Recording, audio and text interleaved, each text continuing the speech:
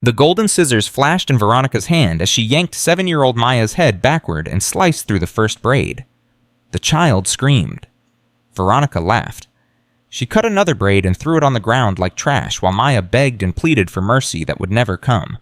The neighbors watched from across the street. Nobody moved, nobody helped, and Veronica kept cutting, kept destroying, kept erasing everything that little girl had left of her dead mother. But what Veronica did not know was that a black Bentley had just pulled through the gate, and the man inside was about to change everything. Before we continue, I invite you to subscribe to our channel and follow this story until the very end. Leave a comment telling me which city you are watching from so I can see how far this story has traveled. Now let us begin. The scissors made a sound that Maya Thompson would remember for the rest of her life. It was not a clean sound. It was rough and tearing because her braids were thick and Veronica was impatient. The woman grabbed another section of Maya's hair and pulled so hard that the child's neck snapped backward. "Please," Maya sobbed. "Please, stepmother. Not my hair. Mama said my hair is my crown. Please stop. Please." Veronica's red lips curled into a smile that held no warmth. "Your mama is dead," she said. "Dead people do not get to make decisions about the living. And your hair is a mess. Look at it. Nappy and wild and ugly, just like you." She cut again. Another braid fell to the stone steps of the front porch. Maya watched it fall, and something inside her chest cracked open. That braid had taken her grandmother 3 hours to finish. Her grandmother had hummed church songs the whole time, her old fingers gentle and patient, weaving love into every twist and turn. Now it lay in the dirt like garbage. "Stop it!" Maya screamed. She tried to pull away, but Veronica's grip was iron. "Stop it. I will be good. I promise. I will be good." "You should have thought about that before you ruined my dress," Veronica hissed. "Do you know how much that dress cost more than you are worth? More than your entire pathetic existence?" Across the street, Dorothy Williams stood frozen on her front lawn. She was 68 years old. She had lived in this Buckhead neighborhood for 42 years. She had watched Marcus Thompson's first wife, Denise, bring flowers to her porch, had wept when Denise died of cancer. Now Dorothy watched Denise's child being tortured in broad daylight. "Lord have mercy," Dorothy whispered. That poor child. Her feet would not move. Her hands trembled. And across the street, another braid fell to the ground. Maya could not breathe. Each time Veronica pulled her hair, her scalp burned like fire. Each time the scissors closed, a piece of her soul was cut away. Her mother used to tell her their hair carried stories. Their hair carried history. Their hair carried the strength of all the women who came before them. Your great-great-grandmother braided messages into hair, her mother used to say. She helped people escape to freedom.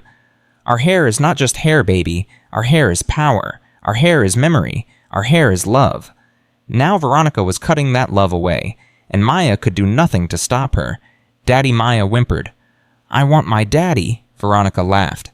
"Your daddy is not here. Your daddy is never here. Why do you think he married me? Because he needed someone to deal with you so he could focus on making money. You are nothing but a burden to him." "That is not true," Maya said. "Daddy loves me." Veronica leaned down close. Her perfume was suffocating. Her breath was hot against Maya's ear. "If your daddy loved you," she whispered, "he would be here. But he is never here. And when he is here, he barely looks at you. He sees her when he looks at you. He sees the woman who died and left him alone. That is why he stays away, Maya. Because looking at you hurts him." Maya's tears fell faster. "Stop it. You are lying. I am telling you the truth that no one else will tell you. Your mother abandoned you by dying. Your father abandoned you by working. And now you have no one except me." She raised the scissors again. At that exact moment, a black Bentley turned through the iron gates. The driver was Marcus Thompson, 42 years old, founder and CEO of Thompson Tech Solutions. He had just spent 2 weeks in Silicon Valley closing a deal worth $75 million. In his right hand, he held a green stuffed dinosaur he had bought at the airport for Maya. He had not been a good father lately. After Denise died, he had thrown himself into work because work was easier than grief. Marrying Veronica was supposed to fix everything. She was beautiful. She seemed to care about Maya. Marcus had been relieved to have someone take care of his daughter while he focused on his empire. He did not see what happened when he was not watching. He did not hear the cruel words. He did not know his daughter cried herself to sleep every night clutching a worn purple elephant, but he was about to find out. Marcus pulled up the driveway, checking one last email on his phone. Then something made him look up. He saw Veronica on the front porch, her arm raised, Then he saw Maya, her face twisted in agony, her mouth open in a scream. Then he saw the scissors. Then he saw the braids on the ground. Something inside Marcus Thompson exploded. He slammed the car door so hard the sound echoed across the property. He dropped the green dinosaur. His legs carried him across the lawn before his brain could catch up. "Veronica," he shouted. His voice was thunder. "Veronica, step away from my daughter right now." Veronica froze. The scissors stopped. Everything was still. Then Maya broke free. "Daddy," she screamed. She ran toward Marcus with her arms outstretched. Her hair stuck out in uneven clumps. Her face was wet with tears. "Daddy, Daddy, Daddy." Marcus caught her. He lifted her into his arms and held her so tight he thought he might break her. His daughter was shaking like a leaf in a hurricane. "I am here," he said. His voice cracked. "Daddy is here. I am here, baby." Maya buried her face in his neck. Her small body heaved with sobs. Her fingers clutched his suit jacket like she was afraid he might disappear. "She cut my hair," Maya wailed. "Daddy, she cut my hair. Mama's hair. She cut it." Marcus looked at the stone steps. Braids lay scattered like fallen soldiers. Some still had the colorful beads his mother-in-law had threaded in before she passed away. Those beads had been in the family for 3 generations. Now they lay in the dirt.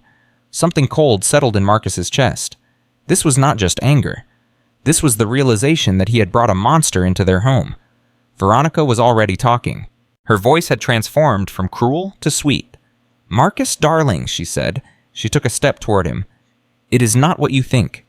She spilled juice on my Valentino dress. I was just teaching her a lesson. I would never actually hurt her." "Do not," Marcus said. His voice was low and dangerous. "Do not come any closer." Veronica stopped. Her mask flickered. For just a moment, Marcus saw the coldness in her eyes, the contempt twisting her lips. "Marcus, please! You are overreacting. It is just hair. It will grow back." Maya went rigid in Marcus's arms. "Just hair," she whispered. "Mama said my hair is my crown. Grandma put those beads in, and she threw them on the ground like trash." "Go inside," Marcus said to Veronica. "Pack a bag. You are leaving tonight." Veronica's eyes widened. "Leaving over a haircut. We are married. You cannot throw that away because of a little discipline." I said, "Go inside." "Fine, but this conversation is not over. You will regret this, Marcus." She turned and walked into the house. Her heels clicked against the marble floor. Marcus stood holding his daughter, staring at the braids scattered across the steps. Everything looked different now, sharper, more painful. Daddy Maya whispered, "Yes, baby. Is she going to come back?" "No, she is never coming back." Maya was quiet. Then she whispered something that broke Marcus's heart. "That is what you said about Mama. You said she would never leave, but she left. Everyone leaves, Daddy. Everyone always leaves." Marcus pulled back to look at his daughter's face. Her eyes were red and swollen. Her hair stuck out in uneven clumps. But underneath all that pain, he saw hope. Fragile and flickering, but still there. "I am not leaving," he said. He cupped her face in his hands. "Do you hear me, Maya? I am not leaving. I am going to be here for you. I am going to protect you. I am going to make sure no one ever hurts you again. You promise, I promise." Mama promised too. The words hit Marcus like a blow. He opened his mouth, but no sound came out. His daughter was right. Denise had promised to always be there. Then cancer stole her away. "Your mama did not choose to leave," he said finally. "She fought to stay. She loved you more than anything. And I know she is watching you right now. She is so proud of how brave you are. I do not feel brave. I feel scared. Being scared does not mean you are not brave. Being brave means you keep going even when you are scared." Maya looked at him for a long moment. Then she touched his face with her small hand. "Daddy, there is something I need to tell you." "What is it, baby?" Maya's eyes darted toward the house. When she spoke, her voice was barely audible. "She does bad things when you are gone. Really bad things. I wanted to tell you, but she said nobody would believe me. She said I was just a little black girl and she was a beautiful woman. She said people always believe the pretty lady." Marcus's blood ran cold. "What kind of bad things?" Maya shook her head. "I cannot tell you here. She might hear.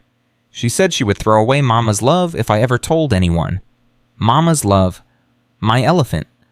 The purple one Mama gave me before she went to the hospital. Veronica said she would throw it in the fire and make me watch. Where is the elephant now, hidden under my mattress? So she cannot find it." Good girl. That was smart. He reached down and picked up the green dinosaur he had dropped.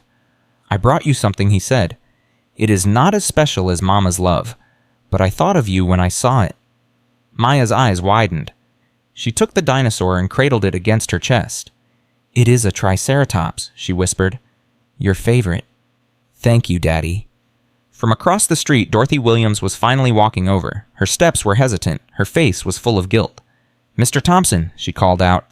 I saw what happened. I should have done something sooner. I am so sorry. Marcus looked at her. His first instinct was anger, but then he saw the tears in Dorothy's eyes, the guilt pressing down on her shoulders. Mrs. Williams, he said, I need you to tell me everything. Can you do that? Dorothy nodded. Yes.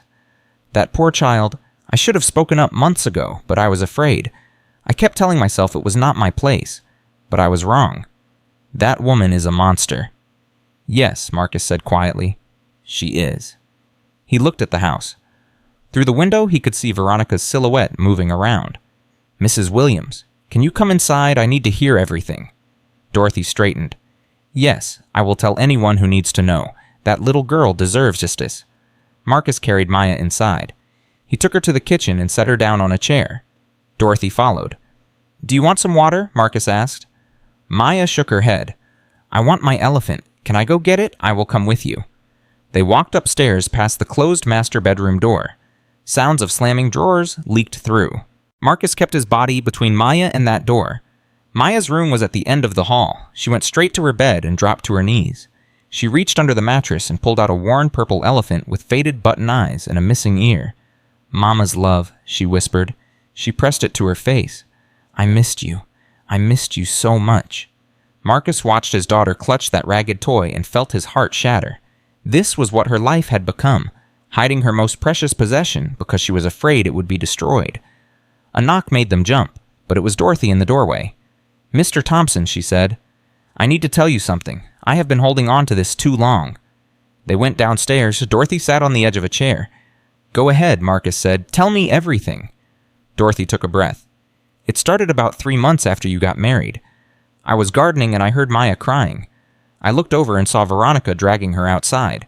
She sat Maya on the front steps and said she could not come back in until she learned to behave.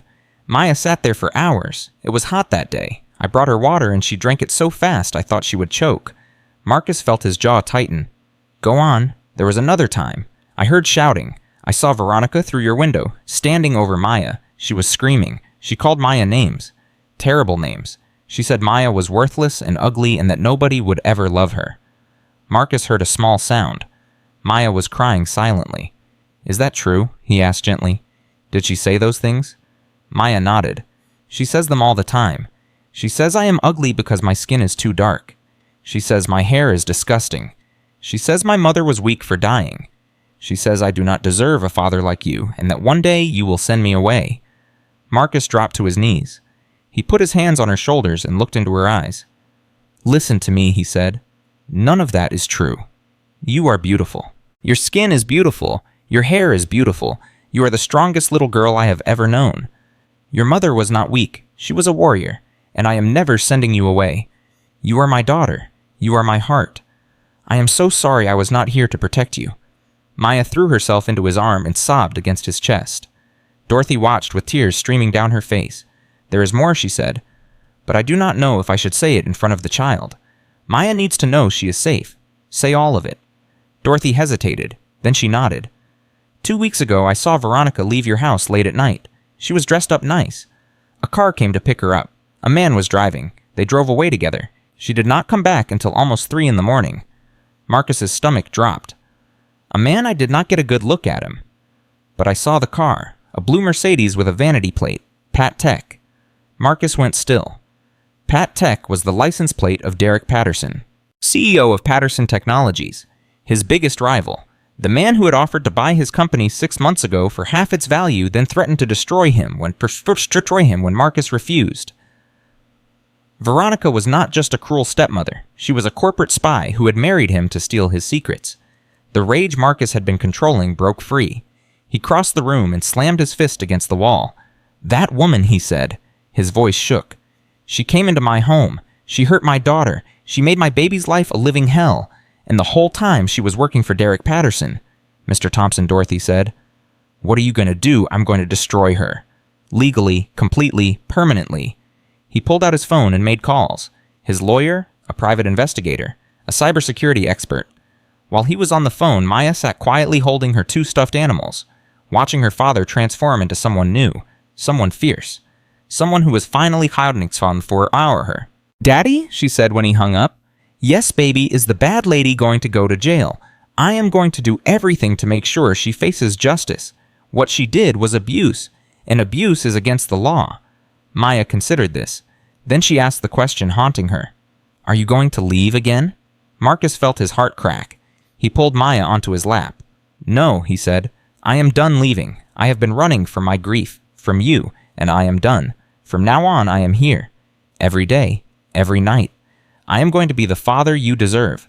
How do I know you mean it? Because I am promising you right now. I, Marcus Thompson, promise to be here for my daughter Maya, to protect her, to love her, to never let anyone hurt her again. Maya stared at him. Then a tiny smile crept across her face. The first smile in months. I am going to name the dinosaur, she said. What are you going to name him? Daddy's promise. Because you gave him to me when you made your promise. Marcus felt tears threatening. That is perfect. Mama's love and Daddy's promise. They will protect you together, like you and Mama, like me and Mama. A door slammed upstairs. Heavy footsteps descended. Veronica appeared in the doorway with a designer suitcase in each hand. I hope you are happy, she said. I am leaving. But do not think this is over. Half of everything you own is mine under Georgia law. We will let the lawyers sort that out, Marcus said, along with the criminal charges for child abuse and corporate espionage. Something flickered in Veronica's eyes. Fear. Then contempt replaced it. You have no proof of anything. It is your word against mine. Who is going to believe a 7-year-old, actually Marcus said I have a witness, a neighbor who has watched for months, and I have my daughter who saw you taking pictures of my computer files. Veronica went pale. What Maya's voice was small but steady. I saw you, she said, on Daddy's computer. You took pictures with your phone. I saw you lots of times. Veronica's face twisted with rage. She took a step toward Maya. You little lying brat! I should have gotten rid of you when I had the chance. Marcus moved between them instantly. Touch her, and I will end you. Veronica laughed. A harsh, ugly sound. You think you have won? Derek has resources you cannot imagine. We have been planning this for over a year. Your precious company is already compromised. By the time you figure out what we took, it will be too late. Marcus felt ice in his veins. A year. This had been planned before she even met him. Get out, he said. Get out of my house right now. I am going. But remember this moment, Marcus. Remember it when everything you built comes crashing down. And remember that you chose that nappy-headed child over a real future. She turned and walked out. The front door slammed. The house was quiet. Maya looked up. Is she really gone? Marcus nodded. She is really gone. She said bad things. About your company. I know. Is it true? Is everything going to crash down? Marcus knelt beside his daughter. I do not know what she and Derek have done, but I know this. Whatever they took from me does not matter. You matter. You are more important than any company. Maya clutched her stuffed animals. Daddy? Yes, I know something else. Something I did not tell you yet. What is it? Maya's voice dropped to a whisper. She has a secret phone. A little one she hides in her jewelry box. I saw her talking on it when she thought I was asleep. She talked to a man. She called him D. She said everything was going according to plan. She said soon she would have enough to disappear forever. Marcus felt his pulse quicken. A secret phone. Physical evidence. Where is this jewelry box in the bedroom? The big closet. Behind her shoeboxes. Stay here with Mrs. Williams. Marcus ran upstairs. He went into the master bedroom. The closet was a mess from Veronica's hurried packing. He moved shoeboxes aside, found the jewelry box, opened it. There it was. A small burner phone tucked beneath a tangle of necklaces. He turned it on. The screen lit up. No password. Veronica had been careless, or overconfident. He scrolled through the messages. His hands shook as he read. D status update. V, he suspects nothing. Accessed the server last night. Uploaded everything to our cloud. D good. The AI algorithm is worth at least $80 million on the open market. V, I want my cut by Friday. D after the merger announcement. Then we both disappear. V. What about the kid D? Not our problem. Let him deal with her. Marcus stared at the screen. 80 million. His entire life's work stolen by the woman he had trusted to care for his daughter. He scrolled further, found photos, screenshots of his proprietary code, blueprints for technology he had not even announced yet, bank account information, investment strategies, everything. Then he found something else, a folder of photos labeled insurance. He opened it and his blood turned to ice. Photos of Maya, dozens of them. Maya sleeping, Maya eating, Maya playing in the yard, Maya at school, each one time-stamped, each one taken without the child's knowledge.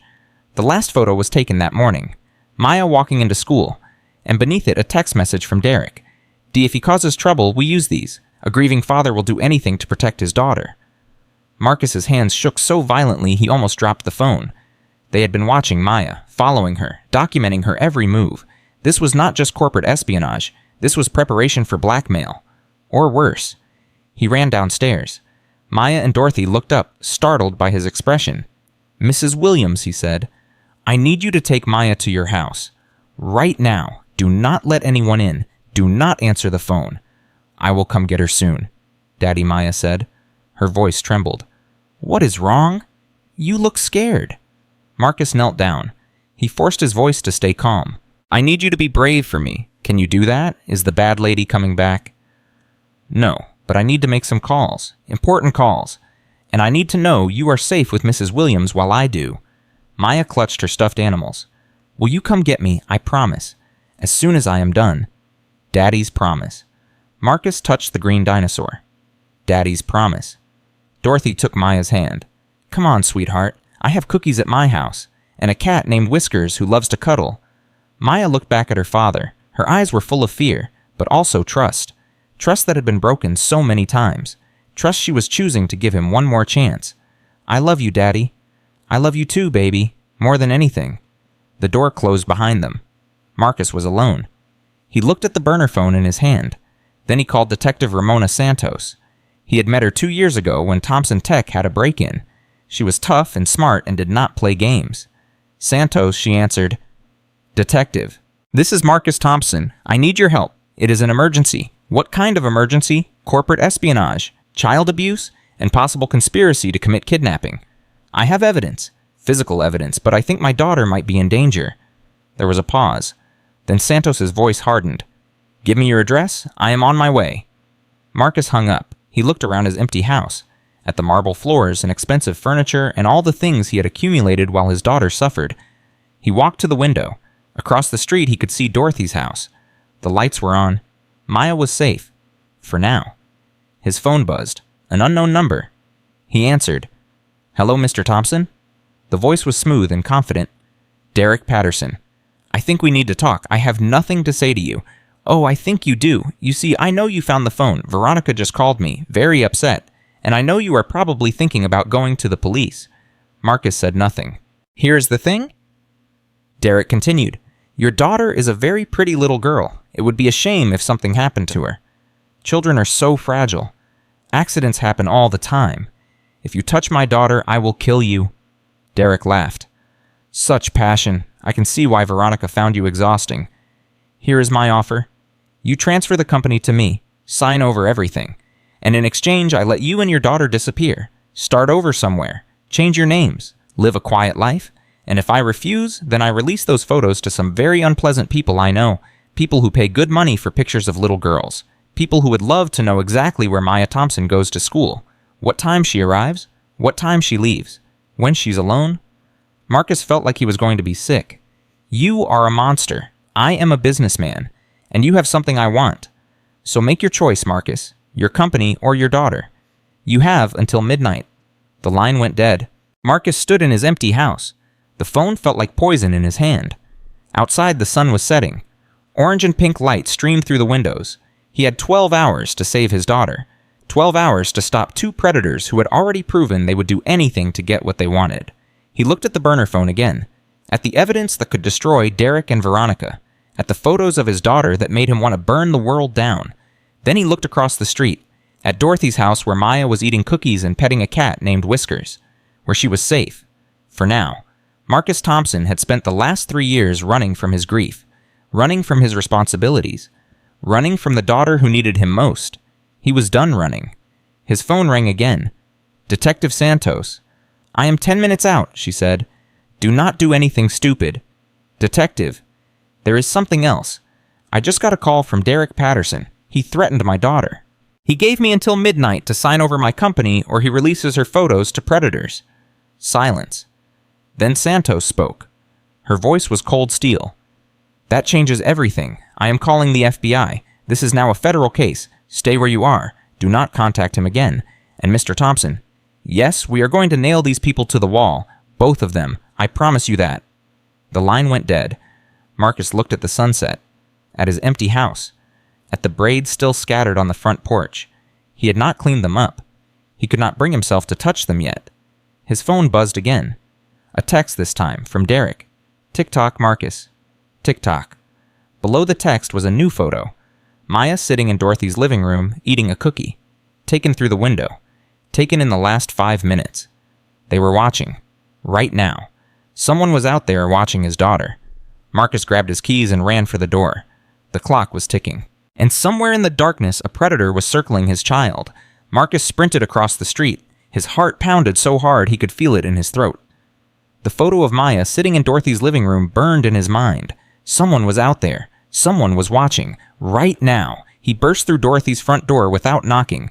"Maya!" he shouted. "Maya! Daddy!" Maya jumped up from the couch. Whiskers, the cat, leaped off her lap and darted under the coffee table. "What is wrong?" Marcus grabbed his daughter and pulled her away from the window. He turned to Dorothy. "Close the curtains. All of them. Now." Dorothy's face went pale. "Mr. Thompson, what is happening?"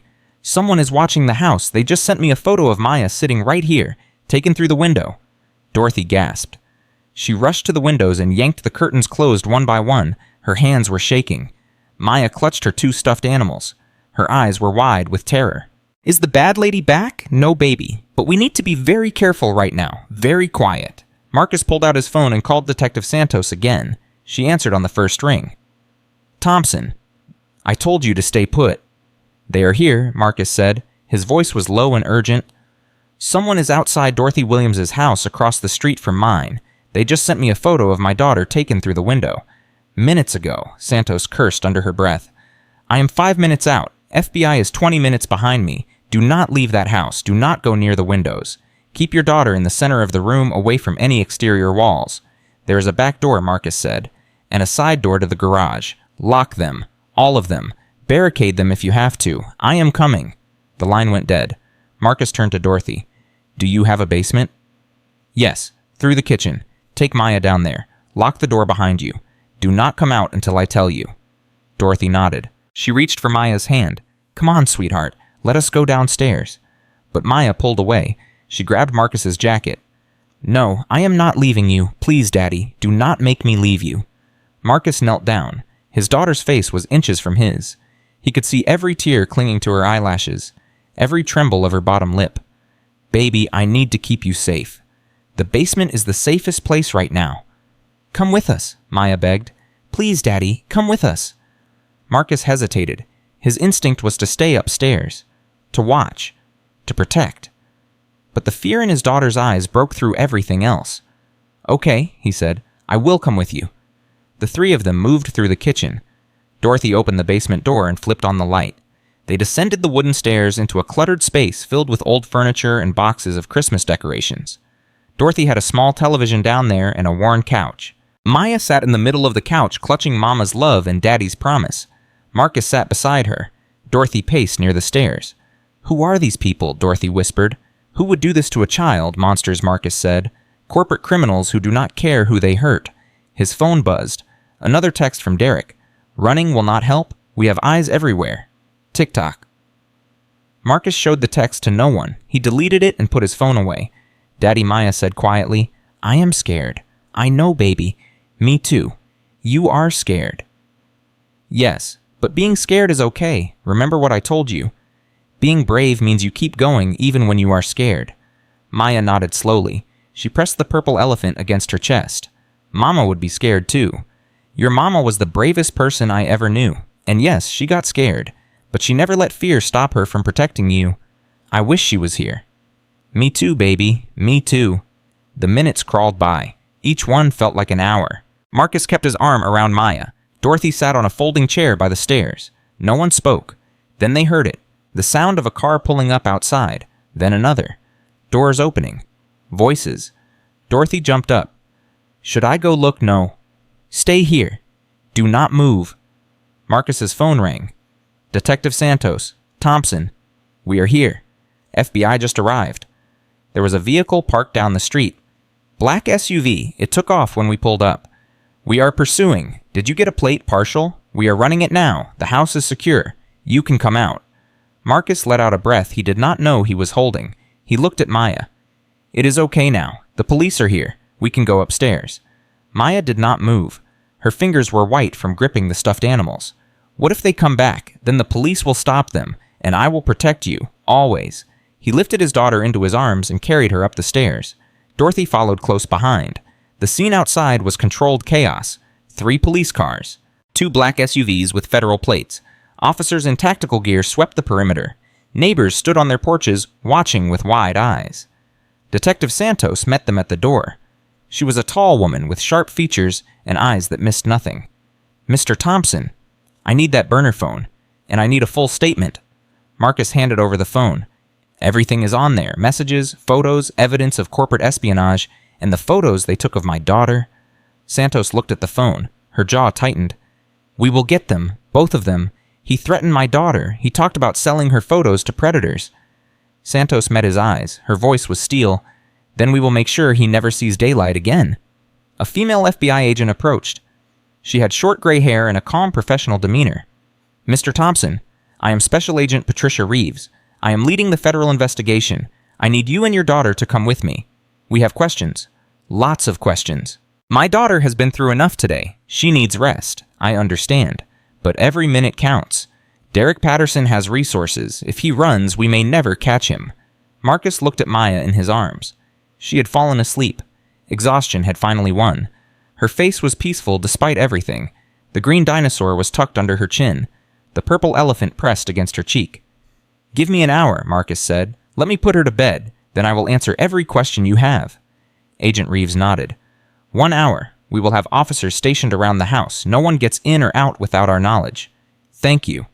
Marcus carried Maya across the street to their house. The braids were still scattered on the front porch. He stepped around them carefully. He could not deal with them yet. Inside, the house felt different. Violated. The air itself seemed tainted by what Veronica had done. But Marcus pushed those feelings aside. His daughter needed sleep. Everything else could wait. He carried Maya upstairs to her room. He laid her gently on the bed and pulled the blanket up to her chin. She stirred slightly. "Daddy, I am here, baby. Do not leave. I am not going anywhere." He sat on the edge of her bed and held her hand. Within minutes, she was asleep again. Deep and dreamless sleep. The sleep of a child who finally felt safe. Marcus watched her for a long time. Her chest rising and falling. Her fingers still curled around the stuffed animals. She was so small. So vulnerable. And he had failed her for so long. "Never again," he whispered. "I swear to you, Maya. Never again." His phone buzzed. A text from an unknown number. His stomach clenched. But when he looked at the screen, it was not Derek.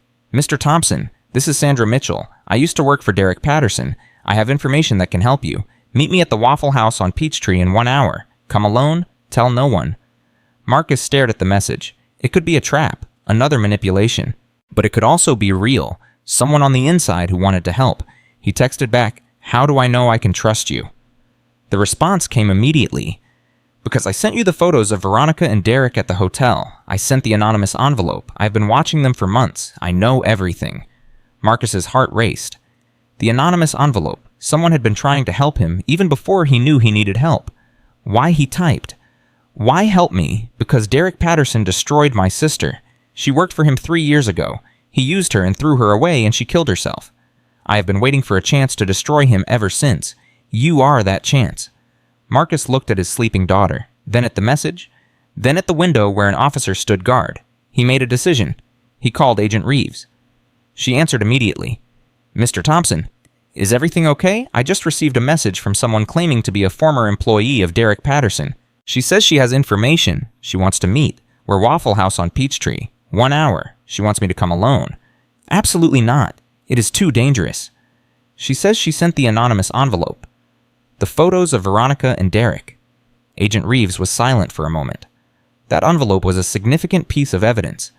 If she is telling the truth, she could be a valuable witness. I want to meet her. Then we do it my way. You wear a wire. We have agents positioned around the restaurant. If anything goes wrong, we move in immediately. Fine. Give me 30 minutes to set everything up. Marcus hung up. He looked at Maya one more time. Then he went downstairs to prepare. 45 minutes later, Marcus walked into the Waffle House. It was nearly empty. A tired waitress wiped down the counter. An old man nursed a cup of coffee in the corner. And in the back booth sat a young woman with brown hair and nervous eyes. Sandra Mitchell. Marcus slid into the booth across from her. She was younger than he expected, late 20s maybe, her hands wrapped around a coffee cup like she needed something to hold on to. Mr. Thompson, she said. Thank you for coming. You said you have information. Sandra nodded. She glanced around the restaurant. Her voice dropped low.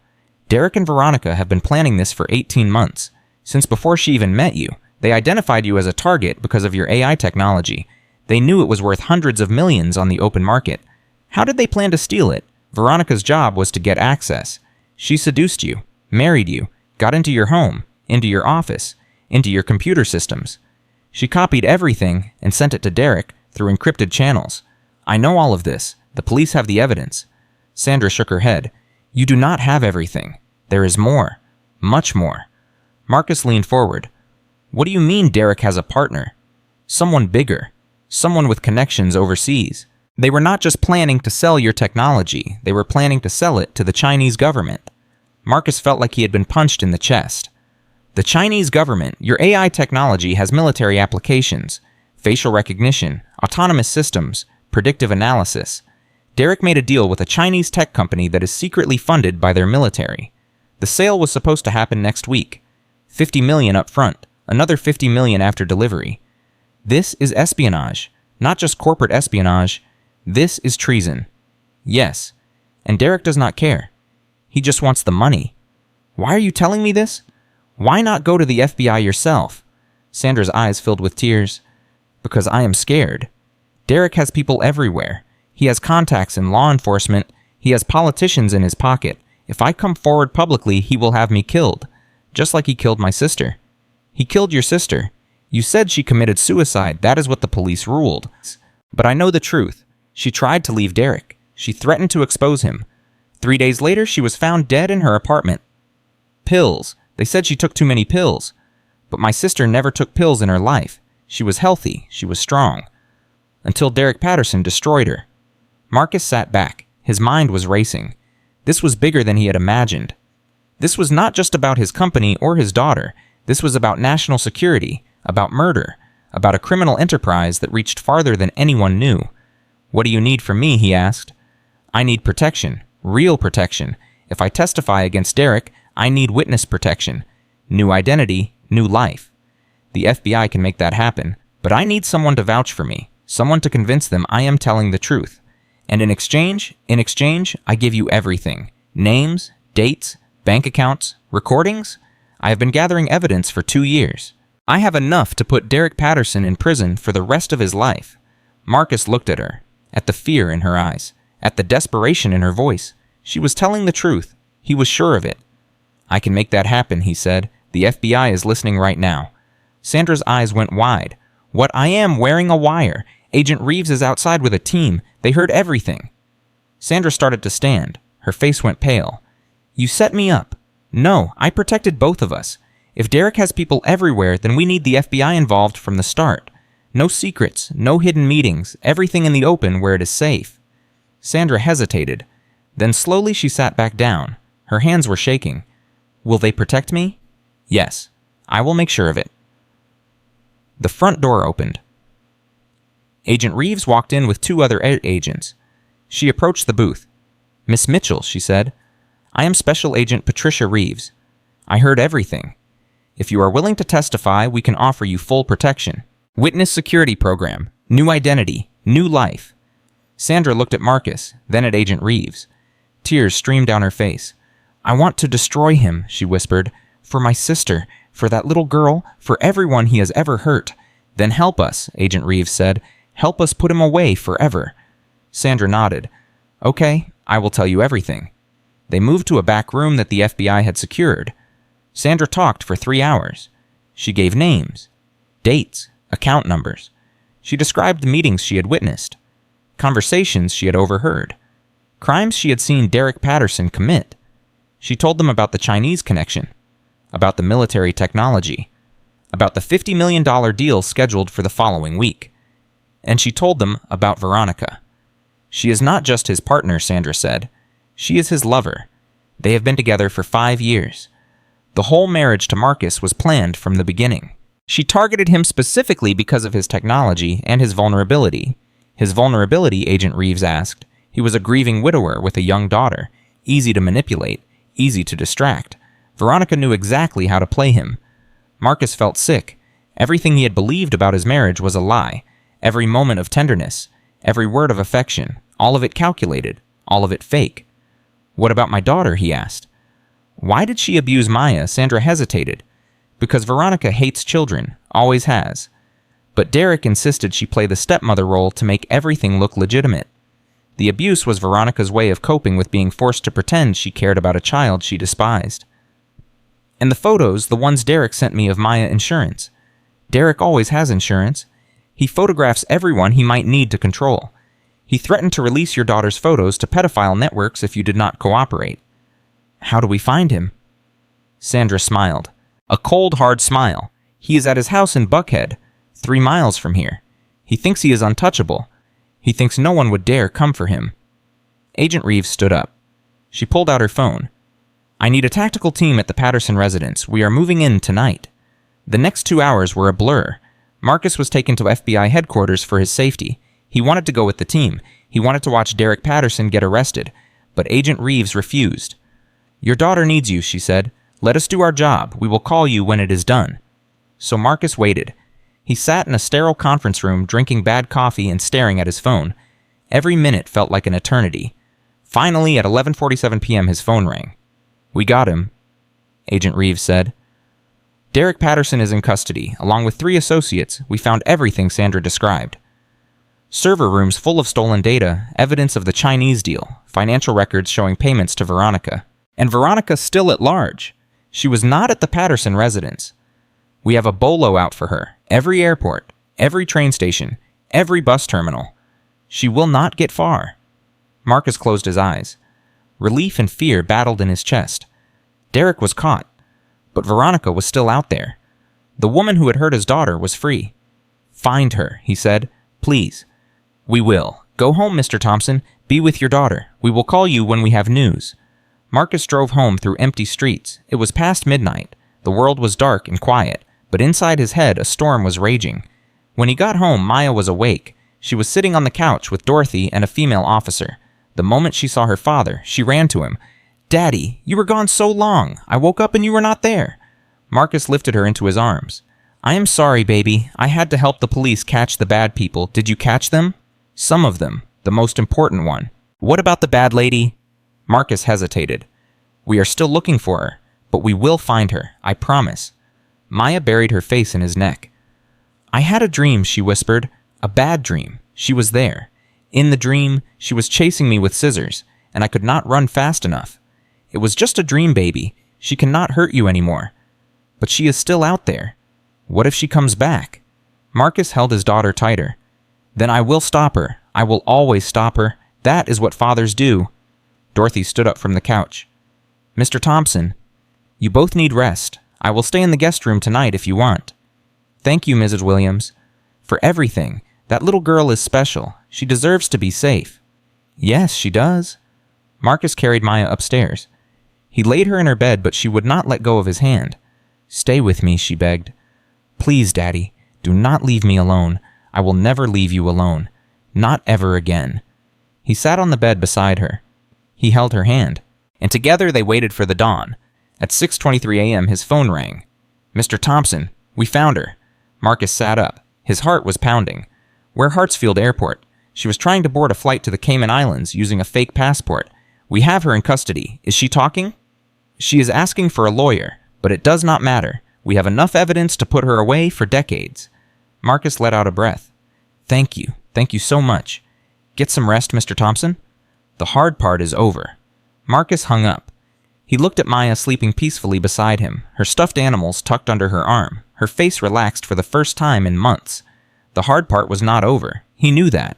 There would be trials, testimonies, months of legal battles. Maya would need therapy. He would need to rebuild his company. They would both need to heal from wounds that could not be seen. But for now, in this moment, his daughter was safe, and that was enough. The sun rose over Atlanta. Golden light streamed through the windows. Maya stirred. Her eyes opened. "Daddy, I am here, baby. Is it morning? It is morning. Is the bad lady gone?" Marcus looked at his daughter, at her beautiful face, at her uneven hair that would grow back, at the trust in her eyes that he had almost destroyed. "Yes, baby, the bad lady is gone. She cannot hurt you anymore." Maya smiled. A real smile. The first real smile he had seen in so long. "Can we have pancakes?" Marcus laughed. It came from somewhere deep inside him, a place he thought had died with Denise. "Yes," he said. "We can have pancakes. With chocolate chips. With chocolate chips." Maya sat up. She grabbed Mama's love and Haas and Daddy's promise. She held them up to her father. "They want pancakes too. Then they will have pancakes too." Marcus lifted his daughter out of bed. He carried her downstairs, to the kitchen. Outside the window, 2 police officers still stood guard. Inside the house, the air felt different. Lighter. Cleaner. He set Maya on the counter and started gathering ingredients. She watched him with big, curious eyes. "Daddy, yes, baby, you kept your promise." Marcus stopped. He looked at his daughter. "What promise? You said you would protect me. You said you would never let anyone hurt me again. And you did not. You caught the bad people. You kept me safe." Marcus felt tears sting his eyes. He walked over and put his hands on his daughter's shoulders. "I will always keep that promise," he said. "Always. No matter what." "I know," Maya said simply. "That is why I named him Daddy's Promise." She held up the green dinosaur. It was a little worn now. A little loved. Just like the purple elephant that had survived years of tears and fears and sleepless nights. Marcus kissed his daughter's forehead. Then he went back to making pancakes. Outside, the sun kept rising. A new day was beginning. And somewhere in that light was something that felt almost like hope. 3 days after Veronica's arrest, Marcus sat in the office of Dr. Angela Foster. Maya was in the next room playing with toys while a child specialist observed her through a 2-way mirror. Marcus had not slept more than 4 hours since that terrible Sunday on the front porch. Dr. Foster was a black woman in her late 40s with kind eyes and a voice that made people feel safe. She had worked with traumatized children for over 20 years. She had seen things that would break most people, but she kept going because she believed every child deserved a chance to heal. "Mr. Thompson," she said gently, "I have completed my initial assessment of Maya. I need to share some things with you." Marcus leaned forward. His hands were clasped so tight his knuckles turned white. "Tell me everything. Your daughter has been living in a state of constant fear for at least 8 months. Probably longer.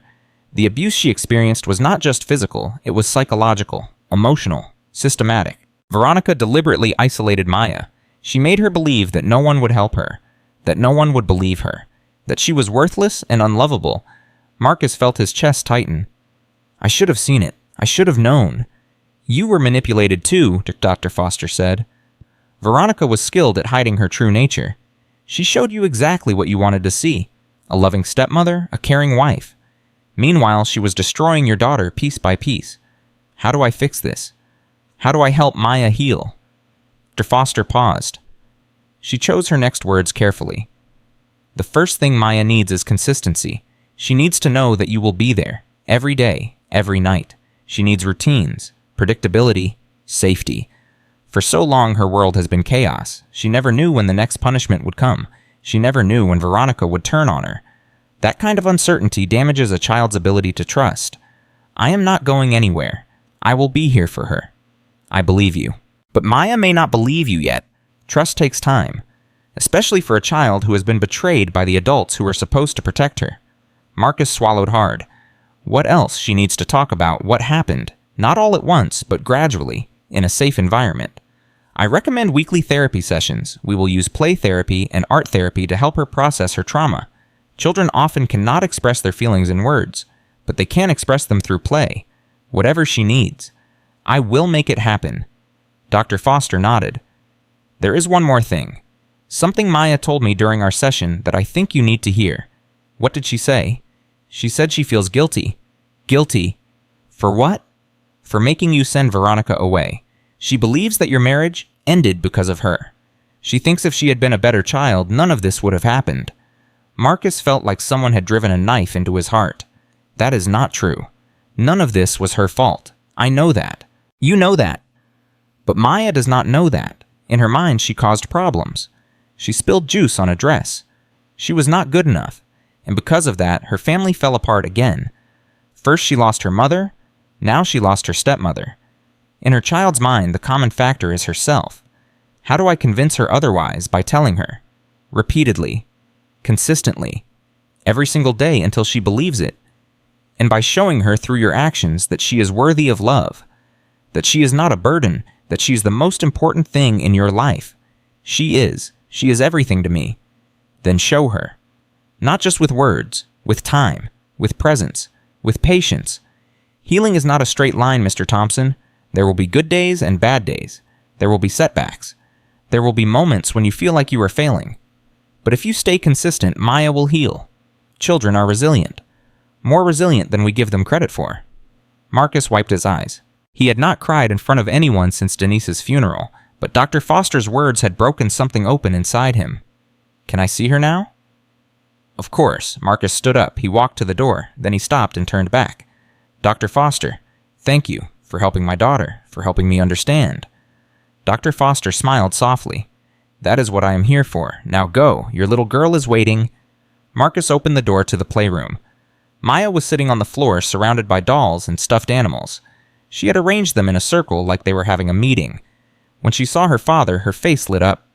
Daddy, look, I made a family. Marcus knelt down beside her. A family. Yes, see?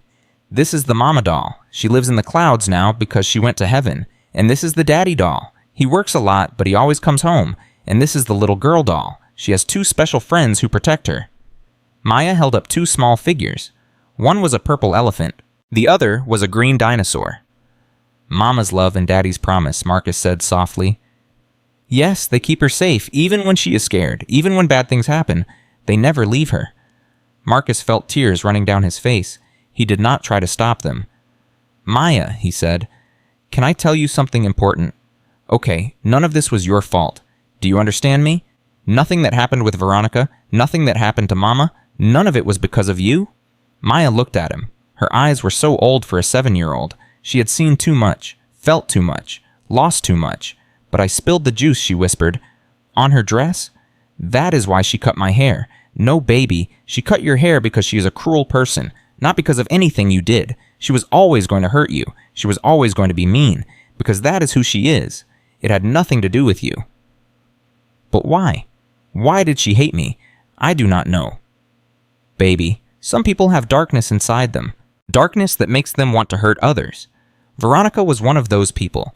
And I am so sorry I did not see it sooner. I am so sorry I brought her into our home. That was my mistake. Not yours. Mine. Maya was quiet for a long moment. Then she said something that made Marcus's heart stop. I thought you loved her more than me. What? You were always with her. You took her to fancy dinners, you bought her pretty things, you smiled when she was around. But you did not smile when it was just me. I thought maybe you wished I was different. Maybe you wished I was more like her. Marcus pulled his daughter into his arm. He held her so tight he was afraid he might crush her. But he could not let go. Never, he said. His voice broke. I never loved her more than you. I never loved her at all. Not really. I was lonely and sad and I made a terrible mistake. But you, Maya, you are my heart. You are my soul.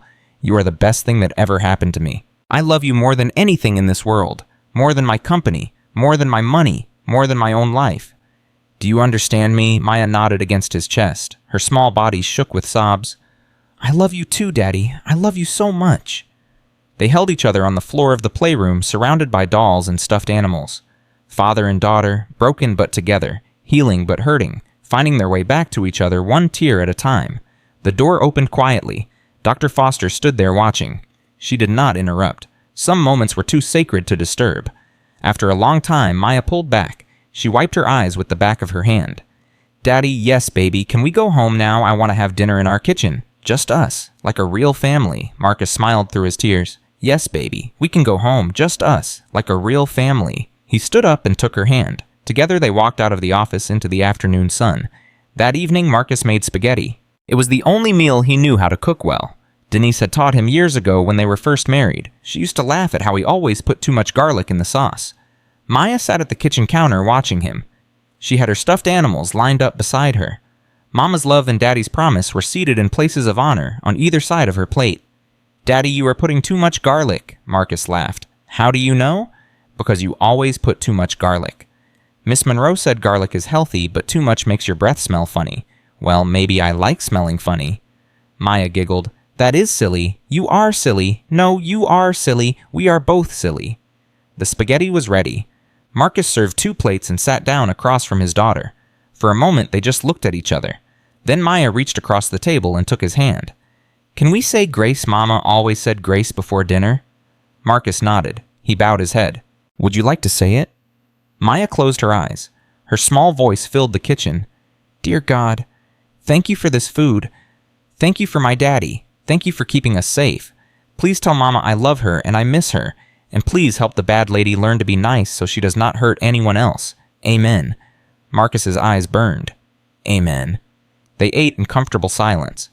The spaghetti was too garlicky, but neither of them cared. They were together. They were safe.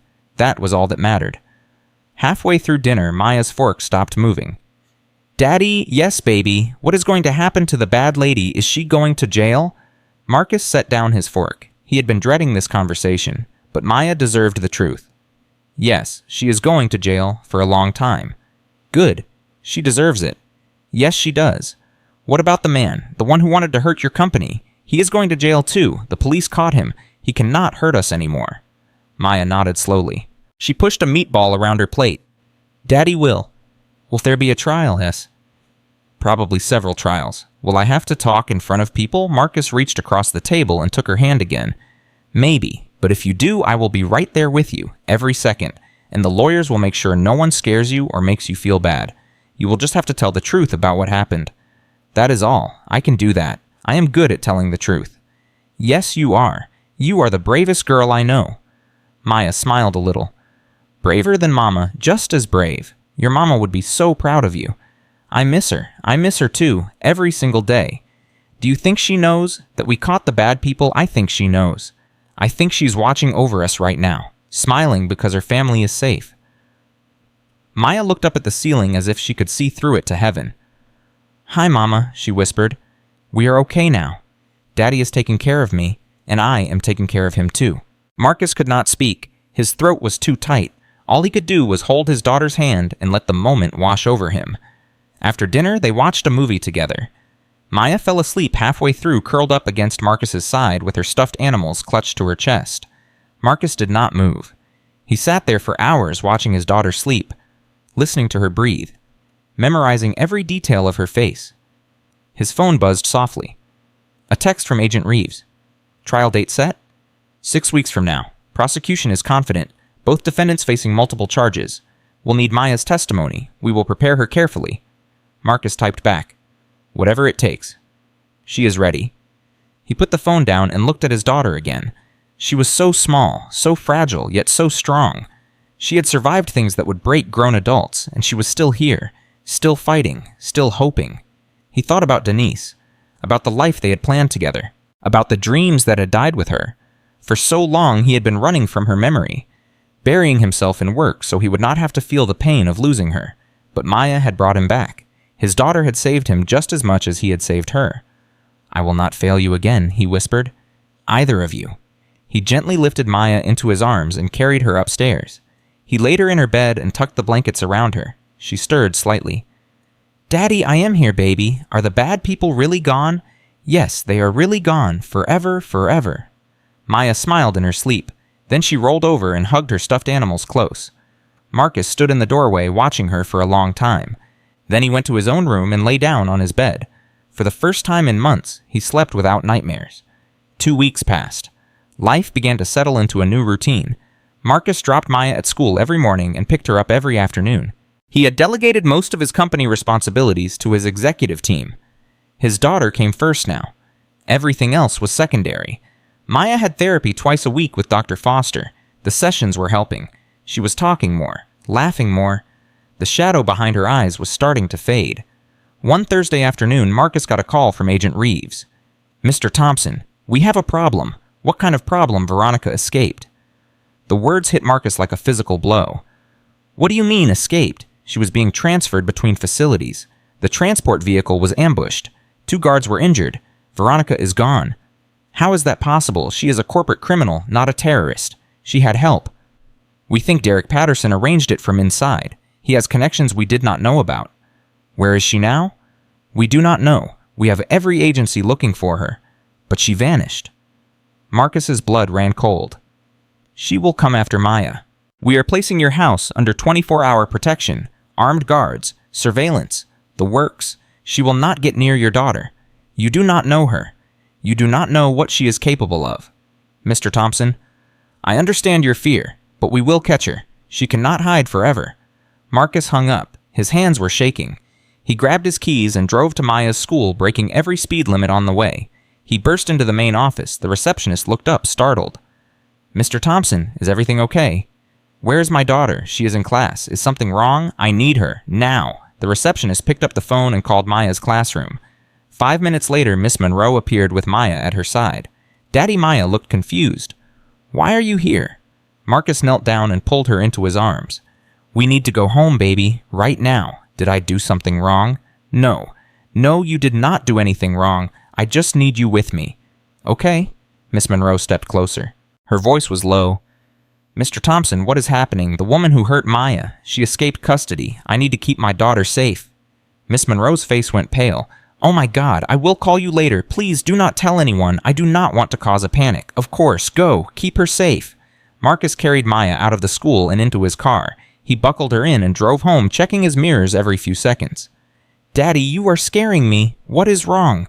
Maya, listen to me carefully. The bad lady is not in jail anymore. She ran away, but the police are looking for her, and I'm going to make sure she never gets near you.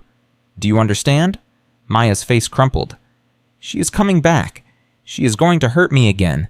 No, I will not let that happen. I promise you, Maya, I will die before I let her touch you. Do not say that, Daddy. Do not say die. I do not want you to die too. Marcus reached back and grabbed her hand. I am not going anywhere. I promise. We are going to be okay. They arrived home. 2 police cars were already parked outside. Officers were stationed at every entrance. Marcus carried Maya inside and locked every door behind them. The next 3 days were torture. Every sound made Marcus jump. Every shadow made him reach for the phone. He barely slept. He barely ate. He just watched and waited and prayed that Veronica would be caught before she could hurt his daughter again. On the 4th night, something woke Marcus from a restless sleep. A sound. Wrong somehow. Out of place. He sat up in bed. His heart was pounding. Then he heard it again. A soft scraping noise coming from downstairs. He grabbed his phone and dialed 911. Then he grabbed the baseball bat he kept beside his bed and crept toward the door. Maya's room was just down the hall. He had to check on her first. He pushed open her door as quietly as he could. Maya was asleep. Safe. Her stuffed animals guarded her like tiny soldiers. Marcus closed the door and moved toward the stairs. The scraping sound was coming from the kitchen. He descended 1 step at a time. His grip on the bat was so tight his hands ached. The kitchen light was on. He had not left it on. He rounded the corner and froze. Veronica stood at the counter. She was thinner than before, haggard, wild-eyed. In her hand she held a knife. Hello, Marcus, she said. Her voice was eerily calm. Did you miss me? How did you get in? Your security is not as good as you think. I have been watching this house for 2 days, learning the patterns, finding the gaps. The police are on their way. Then we do not have much time. Where is Maya? Marcus's grip tightened on the bat. You are not going near her? Veronica laughed. That little brat ruined everything. Everything. I spent 2 years planning this, 2 years becoming the perfect wife. And then she had to open her big mouth. She had to tell you about the computer, about Derek. She is 7 years old. She is a problem, and I solve problems. She took a step toward the stairs. Marcus moved to block her. I will kill you before I let you touch her. Veronica smiled. The smile of a predator. Maybe. Or maybe I will kill you first, and then I will take my time with that precious daughter of yours. She lunged. The knife flashed in the light. Marcus swung the bat. There was a sickening crack. Veronica screamed. The knife clattered to the floor. Marcus did not hesitate. He swung again, and again, until Veronica was on the ground, until she was not moving. The front door burst open. Police officers swarmed inside, guns drawn, shouting commands. "She is down," Marcus said. His voice sounded far away. "She is down." An officer checked Veronica's pulse. "Still alive. Call an ambulance." Marcus dropped the bat. His hands were shaking. His whole body was shaking. Then he heard the voice that mattered most. Daddy Maya stood at the top of the stairs. Her eyes were huge. Her face was pale. "Is she gone? Is the bad lady gone?" Marcus ran up the stairs and swept his daughter into his arms. "Yes, baby, she is gone. She is really gone this time. You stopped her. I stopped her. You kept your promise." Marcus held his daughter as sirens filled the night, as officers secured the scene, as paramedics loaded Veronica onto a stretcher. He held her until the sun came up, and he did not let go. The morning after Veronica's capture, Marcus sat in the police station giving his statement for the third time. His hands still trembled. His voice was hoarse from exhaustion, but he answered every question, every detail, every moment of that terrifying night. Agent Reeves sat across from him. Her face was unreadable. "You understand we have to investigate this thoroughly," she said. "You used significant force. She had a knife. She was going to kill my daughter. I believe you. The evidence supports your account, but procedure is procedure." Marcus nodded. He understood.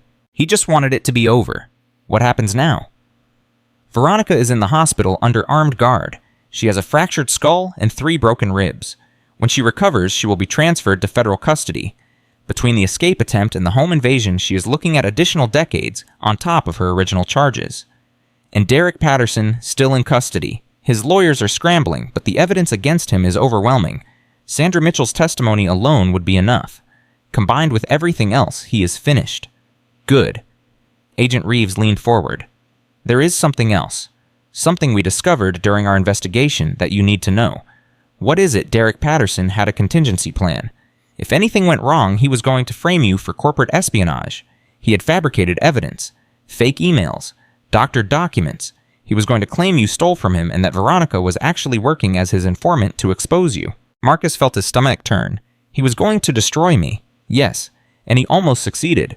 If Veronica had not escaped, if she had not come to your house, if you had not stopped her, the narrative might have shifted. Derek's lawyers were preparing to present this alternative story at trial. But now we have proof of his lies.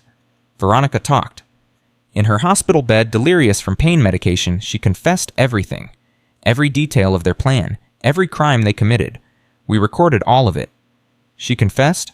She thought she was talking to Derek. She did not realize it was an agent. By the time she figured it out, she had already incriminated both of them, beyond any reasonable doubt. Marcus let out a breath he did not know he was holding. So it is really over. The criminal cases are solid. Both of them will spend the rest of their lives in prison, but Mr. Thompson there will still be civil matters, lawsuits, depositions. It could take years to fully resolve. I do not care about the money. I just want my daughter to be safe. She is safe now. You made sure of that. Marcus stood up. His legs felt weak. "Can I go home?" "Yes. We will be in touch about the trial. Maya will need to testify eventually, but we will give her time to heal first. Thank you for everything." Agent Reeves extended her hand. "You protected your daughter, Mr. Thompson." "That took courage. Do not let anyone tell you otherwise." Marcus shook her hand. Then he walked out of the station into the morning light. Dorothy Williams was waiting outside with Maya. The little girl ran to her father the moment she saw him. "Daddy. Daddy, you were gone so long." "I know, baby. I am sorry. I had to talk to the police. Are you in trouble?" "No, I am not in trouble. Everything is okay now." Maya looked up at him with those big brown eyes. "The bad lady is never coming back. Never. She is going to be locked up forever. Promise, promise." Maya hugged him tight. Her small arms wrapped around his waist. Her face pressed against his stomach. "I was so scared last night, Daddy. I heard the noises. I heard you fighting. I know, baby. I am so sorry you had to hear that. But you won. You stopped her." "Yes, I stopped her. You are a hero, Daddy, like in the movies." Marcus felt tears sting his eyes.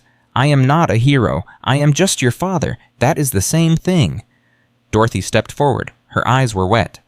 "Mr. Thompson, I stayed with Maya all night. She was very brave. She did not cry once. She just held her stuffed animals and said her daddy would keep her safe." Marcus looked at his daughter. Such strength in such a small person.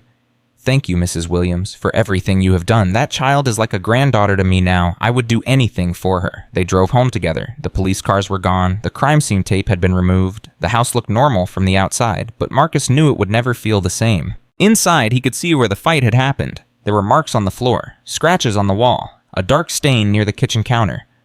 Maya saw it too. She stopped walking. Her hand tightened in his. Is that where it happened? Yes, baby. Is that blood? Marcus did not want to lie. Some of it. But the cleaning people are coming today. They will make everything like new. Okay? Maya looked at the spot for a long moment. Then she said something that surprised him.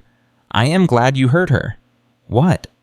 She hurt me so many times. She made me cry. She made me scared. She cut my hair and called me ugly. I am glad you hurt her back. Marcus knelt down. Maya, violence is not the answer. I only did what I did because I had no choice. She was going to hurt you, but hurting people is never something to be glad about. Maya shook her head. I know that. I know violence is wrong. But Daddy, she was evil. She was really, truly evil. And sometimes the only way to stop evil is to fight back. That is what Mama would have done. Right? Marcus thought about Denise. About her fierce protective love. About the way she would have destroyed anyone who threatened her daughter. Yes, he said softly, that is exactly what Mama would have done. Then I am glad. And I am proud of you. Marcus pulled her close. I am proud of you too, baby. More than you will ever know. The cleaning crew arrived 2 hours later. Marcus took Maya to Dorothy's house while they worked. He did not want his daughter to see the remnants of that night being scrubbed away. At Dorothy's house, Maya played with Whiskers the cat while Marcus sat in the kitchen drinking coffee. His hands were still shaking. He wondered if they would ever stop. Mr. Thompson, Dorothy's voice was gentle. How are you really doing? I do not know. I keep replaying it in my head. The sound the bat made when it hit her. The look in her eyes when she fell. I have never hurt anyone before. You were protecting your child. Any parent would have done the same. Would they? I hit her so hard, Dorothy. I kept hitting her even after she was down. What if I had killed her? But you did not. I could have. In that moment, I wanted to. Dorothy reached across the table and took his hand. Marcus, listen to me. You are not a violent man. You are a father who was pushed to the breaking point. There is no shame in what you did. There is only love. Love for your daughter. Love that made you willing to do whatever it took to keep her safe. Marcus looked at the woman who had become like family over the past few weeks. Thank you, Dorothy, for not judging me. Judge you, Mr. Thompson. I wish I had your courage. All those months I watched Veronica abuse Maya and I did nothing. I was too scared, too worried about causing trouble. But you faced her down. You fought for your daughter. That is not something to judge. That is something to admire. Maya appeared in the doorway. Whiskers sat on her shoulder like a furry parrot. Daddy, look. Whiskers likes me. I can see that. He's a very smart cat. Can we get a cat? Maybe someday. Promise. Marcus smiled. His first real smile in days. I promise we will talk about it. That is not a promise. That is a maybe. Okay. I promise we will get a cat. When things settle down. Maya grinned. She ran over and kissed his cheek. You are the best daddy ever. And you are the best daughter ever. I know. She skipped back to the living room with Whiskers still on her shoulder. Marcus watched her go. His heart ached with love. Dorothy was watching too. She is going to be okay, she said. That little girl has a light inside her that nothing can extinguish. I hope so. I know so. That afternoon, Marcus got a call from Michael Washington, his lawyer. Marcus, I have news. Good news for once. I could use some good news. The insurance company settled. Full payout for the damages to your home and company. Plus, they are covering all legal fees related to the criminal cases. How much? $4.2 million? Marcus nearly dropped the phone. $4 million, yes. They determined that Veronica and Derek caused catastrophic harm through their criminal conspiracy. The policy covers exactly this kind of situation. I did not even know I had that coverage. Your accountant set it up years ago, something about protecting against corporate sabotage. Turns out it was the smartest investment you ever made. What about my company, the technology they stole? That is the even better news. The FBI recovered everything, all the data, all the algorithms. Nothing was actually transmitted to the Chinese. Veronica was arrested before the handoff could happen. So my company is safe. Your company is more than safe. The publicity from this case has actually increased interest in Thompson Tech. 3 major investors have reached out wanting to discuss partnerships. Your stock price is up 20%. Marcus laughed. It was a strange sound, almost foreign. So I get attacked by criminals and my company becomes more valuable. America loves a comeback story, Marcus. And right now, you are the poster child for fighting back against corporate espionage. Use it. I will think about it. Right now, I just want to focus on Maya. Understood. But Marcus, do not wait too long. Opportunities like this do not come often. They hung up. Marcus sat in Dorothy's kitchen processing what he had just heard. His life had been completely upended. His marriage was a lie. His wife was a criminal. He had nearly lost his daughter. He had beaten a woman with a baseball bat. And somehow, through all of it, his company had become more successful. Life was strange. Maya came back into the kitchen. Whiskers had abandoned her shoulder but was following close behind. Daddy, I am hungry. What would you like? Grilled cheese. I think I can manage that. With tomato soup, pushing your luck, kid. Please. Okay.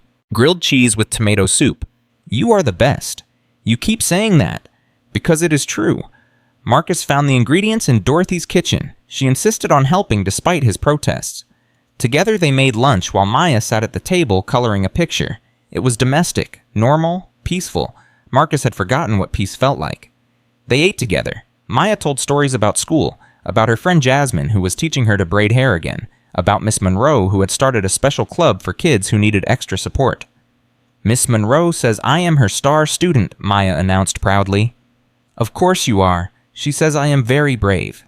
She is right. She says you are brave too, Daddy. She says you are a hero. I told you I am not a hero. Maya shook her head firmly.